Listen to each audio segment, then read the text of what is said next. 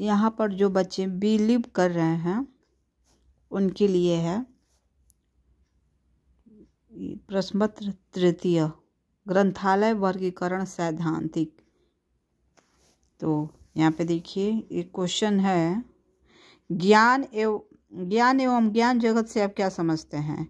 ज्ञान जगत की संरचना पर प्रकाश डालते हुए उसकी विशेषताओं की भी विवेचना कीजिए। तो यहाँ पे देखिए उत्तर इसका यहाँ से ऐसे लिखाएगा, मनुष्य एक चिंतनशील प्राणी है। उसके इस चिंतनशीलता के गुण के कारण उसके मस्तिष्क में समय समय पर नवीन विचार आते रहते हैं। ये नवीन विचार ही एक संगठित रूप में ज्ञान कहलाते हैं। अतः हम कह सकते हैं कि जो कुछ मनुष्य को ज्ञात होता है वह सब कुछ ज्ञान कहलाता है, अर्थात विचारों का समूह ही ज्ञान है। ज्ञान शब्द का शाब्दिक अर्थ अनुभूति प्लस विश्वास से होता है।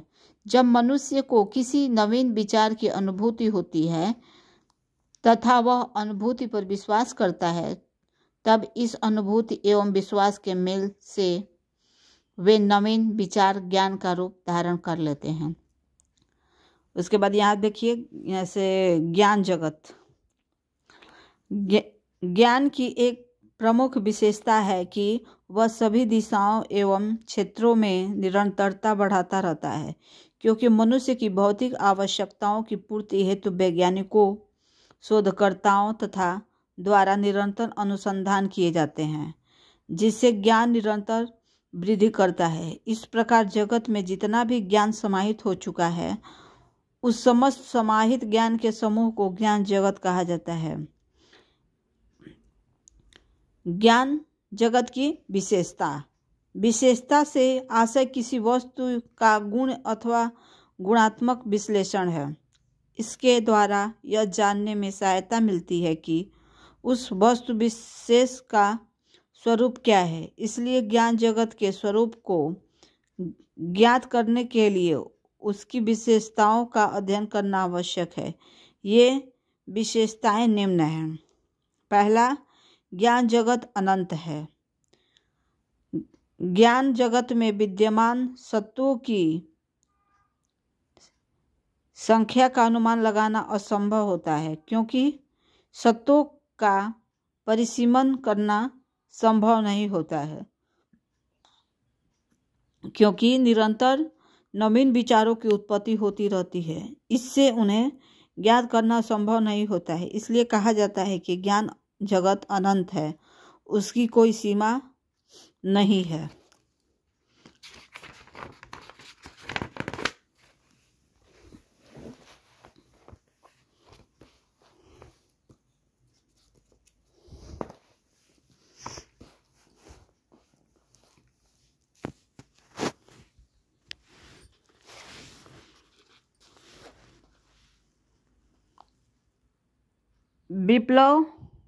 विप्लवकारी गतिशील आविष्कारों, खोजों एवं अनुसंधान के नवीन निष्कर्षों एवं परिणामों के फलस्वरूप निरंतर नवीन विचार एवं विषयों की उत्पत्ति होती रहती है।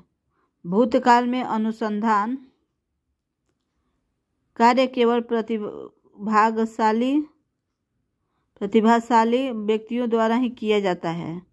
इसलिए ज्ञान का विकास किसी सीमा तक स्थिर नहीं रहता है। आधुनिक समय में संगठित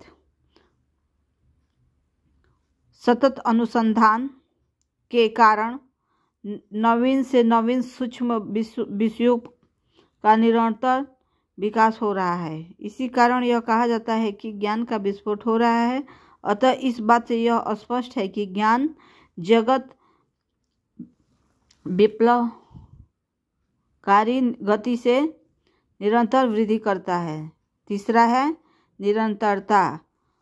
ज्ञान जगत में कुछ क्षेत्र अखोजी भी रह जाती है, जिन्हें अनुसंधान के द्वारा भरा जाता है। इस बात का अर्थ यह है कि विषयों का सृजन चलता रहता है, यह रुकता नहीं है, अर्थात निरंतरता है।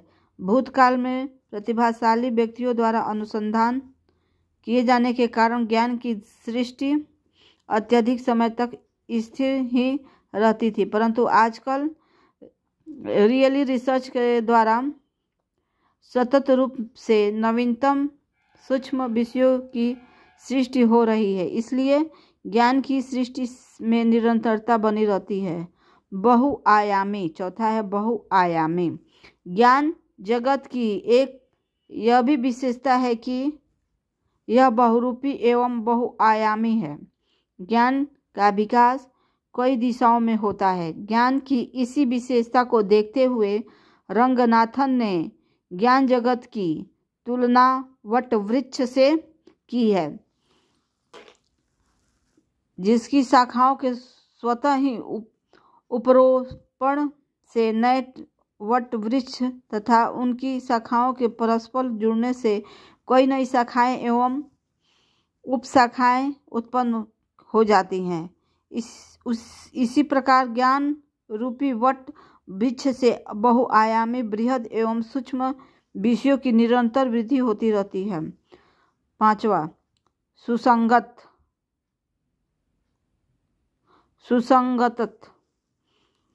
नीलमेघन महोदय ने ज्ञान जगत को यह एक प्रणाली कहा है। हम जानते हैं कि किसी भी प्रणाली में अनेक घटक या उप प्रणालियां होती हैं जिनसे आपस में संबंध होता है।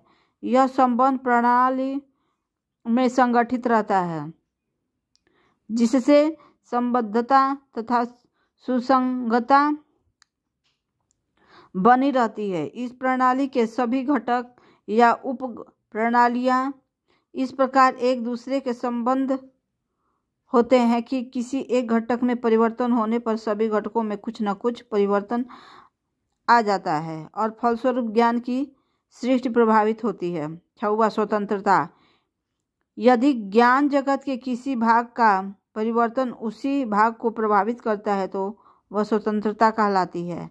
आजकल निरंतर अनुसंधान के कारण कुछ ऐसे विषयों का निर्माण हो रहा है जो कई विषयों से मिलकर बनते हैं, जैसे petrology plus ocean chemistry plus ocean engineering plus ocean biology is equal to ocean science. 7वां, प्रगतिशील व्यवस्थापन। आजकल अनुसंधान के स्वरूप दो विषय मिलकर एक नवीन विषय का निर्माण कर रहे हैं, जैसे biology plus chemistry is equal to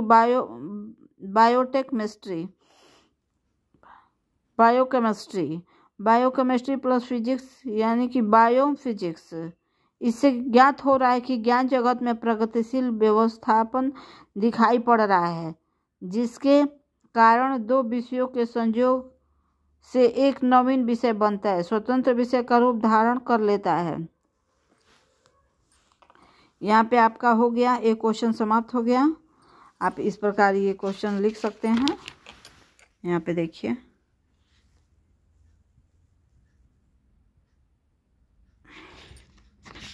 ये आपका प्रश्न पत्र तृतीय है, बिलीव कहीं है, तो ऐसे आप लिख सकते हैं।